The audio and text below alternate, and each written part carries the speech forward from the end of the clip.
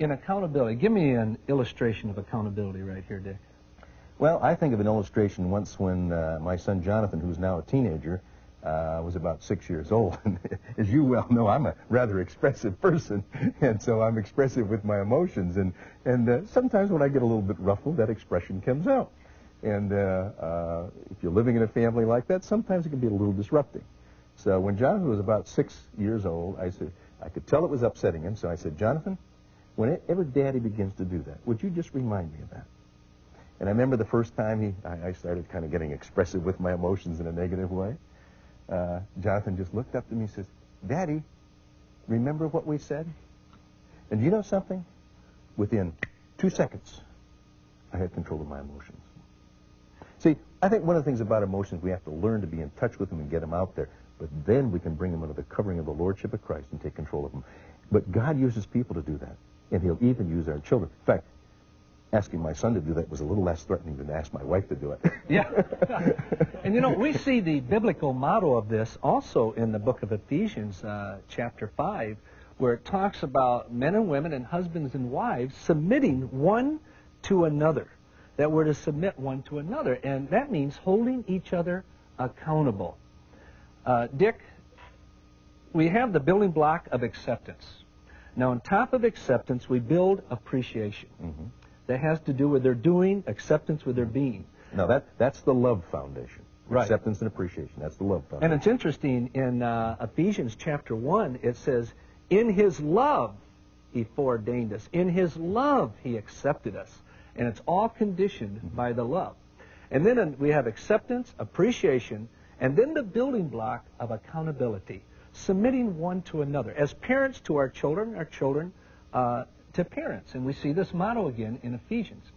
Now, Dick, with acceptance, appreciation, and authority, or accountability, where does authority fit in here now as another building block to bring a family together? Authority really becomes the capstone. Because this is, as the child is maturing, they're growing in principles of truth, they're growing in principles of righteousness, they're growing in principles of love and compassion. And as these principles are developed within their life, these develop the parameters from which they can make decisions within. Whereas the acceptance gives security, appreciation gives significance, accountability gives self-control. And responsibility. Yeah, and authority gives the basis from which to make decisions so that one becomes self-decisive. And with this authority, I think it all needs to be tied under God's standard of truth and God's standard of morality that as parents we do. Now, if we want to be a hero to our children, then we've got to have relationships. And rules without relationships lead to rebellion. It exasperates a child. Let me just add something, John, because sometimes when we think of rebellion, we think of outward conflicts. What it does, it creates a reaction within the child, and then that reaction may take two forms. It may take the outward form of rebellion, the fight syndrome, or it may take the inward of the flight syndrome. And the outward is the one who generally does not get suicidal or everything else because they're exploding over everybody else. The ones that you have to really be careful with are the ones who internalize it, because what you find then is a real breaking of the spirit. Poor self-image. Right. And I've seen that with my own children sometimes where they don't come to that fighting stance, they internalize it.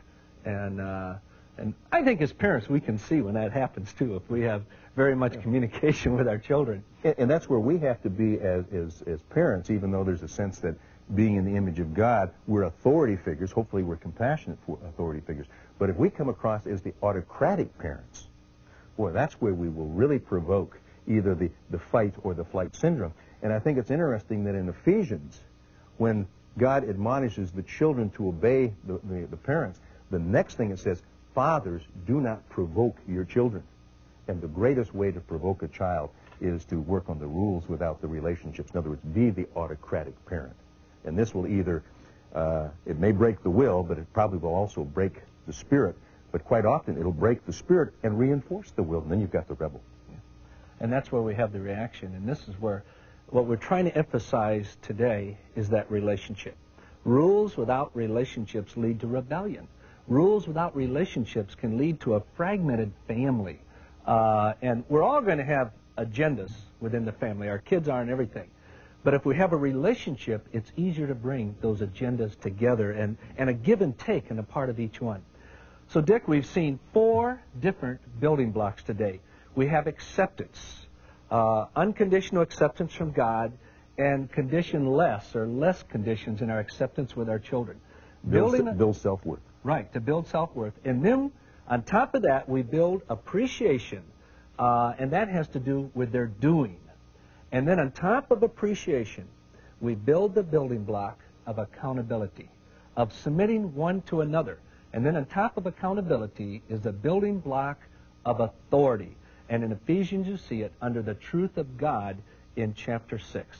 These are 4 building blocks for establishing a family relationship that will help us to see through all of these different agendas that we all have in our families.